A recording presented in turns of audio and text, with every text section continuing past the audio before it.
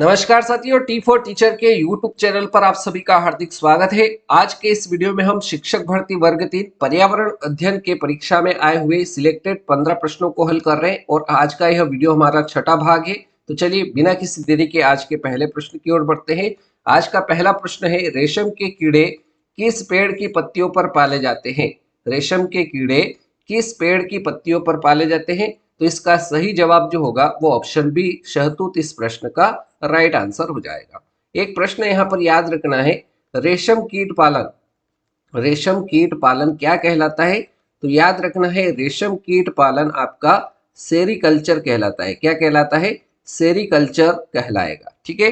अगला प्रश्न, प्रश्न संख्या 2, निम्नलिखित में से किसने नर्मदा बचाव आंदोलन का नेतृत्व नहीं किया था? बाबा आमटे, मेघा पाटेकर, सी है अरुंधति राय, डी है पांडुरंग हेगड़े। तो यहाँ पर नर्मदा बचाव आंदोलन का नेतृत्व पांडुरंग हेगड़े ने नहीं किया था, इन्होंने एपीको आंदोलन का नेतृत्व किया था। किसका किया था?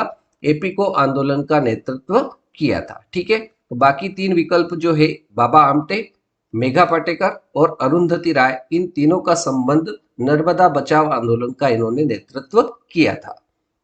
अगला प्रश्न देखते हैं, प्रश्न संख्या 3। प्रश्न नंबर 3 है, वायुमंडल का वह क्षेत्र जिसमें बादलों का बनना, बिजली कड़कना, तूफान व आंधियों का होना पाया जाता है, क्या कहलाता है? समताप मंडल, शोभ मंडल, मध्य मंडल या फिर आयन मंडल। तो वायुमंडल का वह क्षेत्र जहां पर मौसम संबंधित घटनाएं होती है वो आपका शोभ मंडल कहलाएगा। तो जहां पर क्या याद रखना है? मौसम संबंधी घटनाएं, मौसम संबंधी जो घटनाएं होती है, आंधी आना, तूफान आना, बादलों का बनना, ये सारी घटनाएं शोभ मंडल में होती है। ठीक है। एक जानकारी आपके लिए यहाँ पर यह है कि ओजोन परत, ओजोन परत कौन से मंडल में है? तो ओजोन परत आपकी समताप मंडल में है। वायुयान की जो गति होती है, वायुयान जहां उड़ते हैं वो कौन से मंडल में उड़ते हैं? तो समताप मंडल में वो गति करते हैं। ठीक है। वायुमंडल की सबसे ठंडी परत, वायुमंडल की सबसे ठंडी परत, वायुमंडल की सबसे ठंडी परत कौन सी है? तो वायुमंडल की सबसे ठंडी परत याद रखना है, मध्य मंडल रहेगी। प्रश्न संख्या 4, कार्बन डेटिंग विधि, कार्बन डेटिंग विधि किसकी आयु ज्ञात करने के लिए अपनाई जाती है? जीवाश्मों की, चट्टानों की, पेड़ों की या सूर्य की?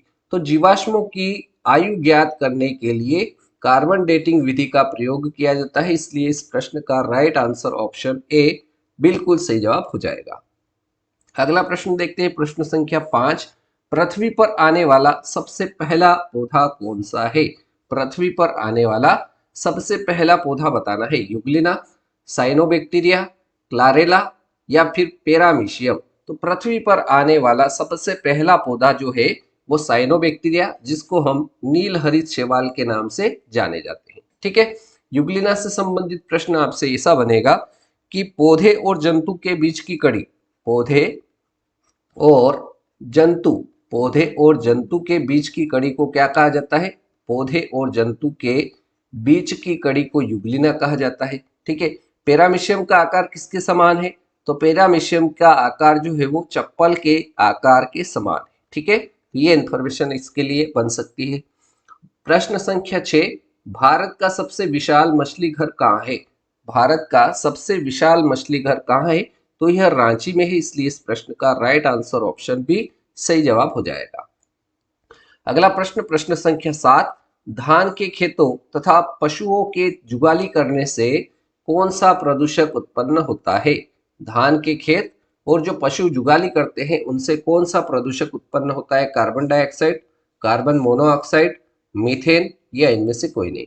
तो धान के खेत और पशु के जुगाली करने से मीथेन गैस उत्पन्न होती है। सही जवाब आपका ऑप्शन सी राइट आंसर हो जाएगा। एक चीज आपको याद रखना है कि मीथेन गैस को मार्श गैस भी कहा जाता है। आपसे प्रश्न पूछा जाएगा मार्श गैस किसे कहते हैं? तो मार्श गैस कहा जाता है मीथेन को, और इसका संकेत जो होता है, सूत्र जो होता है वो CH4 होता है। ठीक है। कार्बन डाइऑक्साइड, कार्बन डाइऑक्साइड को आग बुझाने वाली गैस कहा जाता है। प्रश्न बनेगा आग बुझाने वाली गैस कौन सी है? आग बुझाने वाली गैस आपको याद रखना है कार्बन डाइऑक्साइड, और इसका संकेत CO2 है। कार्बन मोनोऑक्साइड, या इसको दम घोटू गैस कहते हैं। क्या कहते हैं? दम घोटू गैस किसे कहा जाता है? तो याद रखना है, कार्बन मोनोऑक्साइड को दम घोटू गैस कहा जाता है। ठीक है। अगला प्रश्न, प्रश्न संख्या 8, आग्नेय चट्टान के द्वारा किस मृदा का निर्माण होता है? क्या कहा है प्रश्न में? आग्नेय चट्टान के द्वारा निम्न में से किस मृदा का निर्माण होता है? तो आग्नेय चट्टान के द्वारा काली मृदा का निर्माण होता है। और काली मृदा जो होती है वह कपास के लिए सर्वाधिक उपयुक्त मिट्टी कौन सी? ऐसा प्रश्न अगर आ जाए तो आपको बताना है कपास के लिए काली मिट्टी सर्वाधिक उपयुक्त रहेगी। चलिए आगे बढ़ते हैं प्रश्न संख्या 9 की ओर। सूर्य से दूरी के क्रम में ग्रहों का सही क्रम बताना है।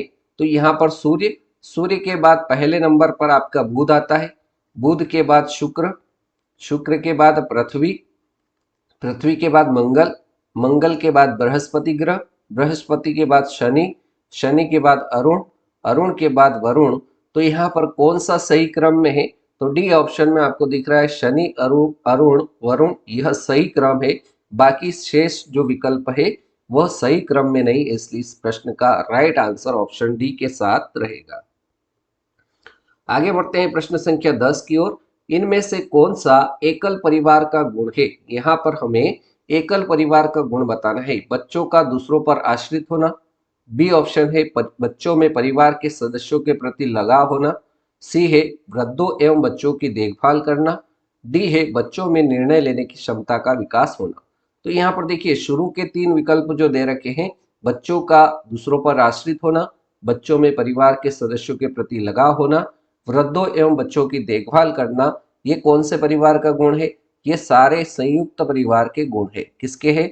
संयुक्त परिवार के गुण है। और हमसे पूछा है कि एकल परिवार का गुण क्या है? तो एकल परिवार में बच्चों में निर्णय लेने की क्षमता का विकास होता है, इसलिए इस प्रश्न का सही जवाब जो होगा वो ऑप्शन डी सही जवाब रहेगा। आगे बढ़ते हैं प्रश्न संख्या 11 की ओर।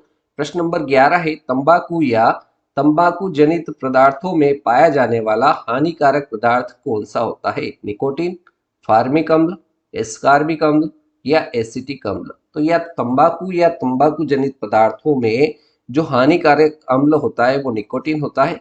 सही जवाब आपका ऑप्शन ए राइट आंसर रहेगा। एस्कार्बिक अम्ल यह क्या होता है? यह विटामिन सी का रासायनिक नाम है। क्या है?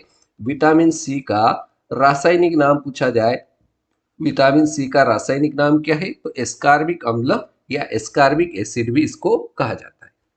अगला प्रश्न, प्रश्न संख्या 12, प्रथम उपभोक्ता कहलाता है शाकाहारी, मांसाहारी, सर्वाहारी या इनमें से कोई नहीं। तो प्रथम उपभोक्ता कहलाता है शाकाहारी, जिसके अंतर्गत गाय, बकरी ऐसे जो जानवर होते हैं जो पेड़ पौधों के ऊपर निर्भर रहते हैं अपने भोजन के लिए, उनको प्रथम उपभोक्ता कहलाता है और उनको शाकाहारी कहते हैं। ठीक है। अगला प्रश्न, प्रश्न संख्या 13, निम्नलिखित में से उड़ने वाले जीवों में से कौन सा पक्षी वर्ग में नहीं आता है? यहाँ पर प्रश्न को ध्यान से पढ़ना है। निम्नलिखित में से उड़ने वाले जीवों में से कौन सा पक्षी वर्ग में नहीं आता है? तो चमगादड़ जो है ये आपका पक्षी वर्ग में नहीं आता है, ये काय में आता है? तो ये स्तनधारी वर्ग में आता है। किस में आता है? स्तनधारी वर्ग में आता है, इसलिए इस प्रश्न का राइट आंसर ऑप्शन सी सही जवाब रहेगा। आगे बढ़ते हैं प्रश्न संख्या 14 की ओर। प्रश्न नंबर 14 है एस्किमो के बर्फ के मकान क्या कहलाते हैं? एस्किमो के बर्फ के जो मकान होते हैं उनको इग्लू कहा जाता है। राइट आंसर ऑप्शन डी सही जवाब रहेगा। अब बारी है आज के इस वीडियो के आखिरी प्रश्न, प्रश्न संख्या 15, सामाजिक वानिकी का उद्देश्य है। सामाजिक वानिकी का उद्देश्य क्या है? वन्य प्राणियों का संरक्षण, ऑप्शन बी है पर्यावरणीय, सामाजिक व ग्रामीण विकास में मदद के उद्देश्य से वनों का प्रबंधक, सी ऑप्शन है चरागाहों का विकास, डी है ग्रामीण क्षेत्रों में चकबंदी। तो सामाजिक वानिकी का उद्देश्य जो है वो है पर्यावरणीय, सामाजिक व ग्रामीण विकास में मदद के उद्देश्य से वनों का प्रबंधक करना। तो इस प्रश्न का राइट आंसर ऑप्शन बी के साथ रहेगा। ठीक है। तो इस प्रकार से आज के इस वीडियो में हमने पर्यावरण अध्ययन ईवीएस के 15 महत्वपूर्ण प्रश्नों को हल किया। उम्मीद करता हूँ 15 प्रश्न आपको समझ में आए होंगे। आपने वीडियो को पूरा देखा उसके लिए बहुत बहुत धन्यवाद। अगले वीडियो में मिलते हैं नए प्रश्नों के साथ। तब तक के लिए जय हिंद, जय भारत, वंदे मातरम।